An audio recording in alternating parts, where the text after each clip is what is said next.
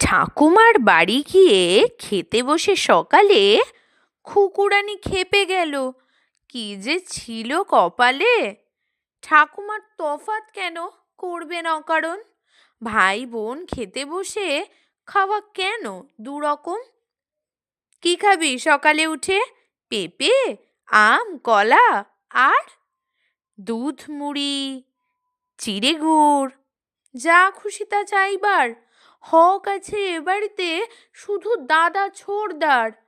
ওরা খাবে ডিম ভাজা, লুচি আলু ছেঁচকি, আমি কেন দুধ মুড়ি খাবো তুলে হেঁচকি। দাদার ছোড়দার পাতে যেটি পড়বে আমারও সেটাই চাই, সেইটেই করবে। এই বলে খুকুরানি বসে পড়ে টেবিলে। খাবে না সে কখনো একই খানা না দিলে। আমি খাবো সন্দেশ, গুলে আম সত্য, ক্ষীর দিয়ে কলা দিয়ে মাখবো জবরত।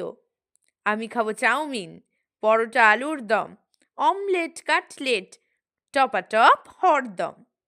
দাদার ছোড়দাকে খেতে দেবে যা কিছু, আমিও সেটাই চাই, লুচি, রুটি বা লিচু। কথা শুনে ঠাকুমার চোখ হলো ছানা বড়া।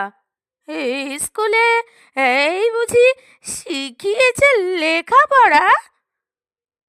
মা বলেন ঠাকুমাকে দিনকাল বদলায়, আজ আর তফাৎ নেই, ভাই বোন একই খায়। একই লেখাপড়া শিখে ওরা করে একই কাজ। পড়াশোনা খাওয়া দাওয়া ভেদাভেদ নেই আজ। আগের নিয়ম মাগো এইবারে বদলাও, নাতি আর নাতনিকে যা দেবে তা একই দাও। ঠাকুমার মুখে হাসি, সমান সমান চাই, খাও তবে ক্ষীর মুড়ি দাদা ভাই দিদি ভাই।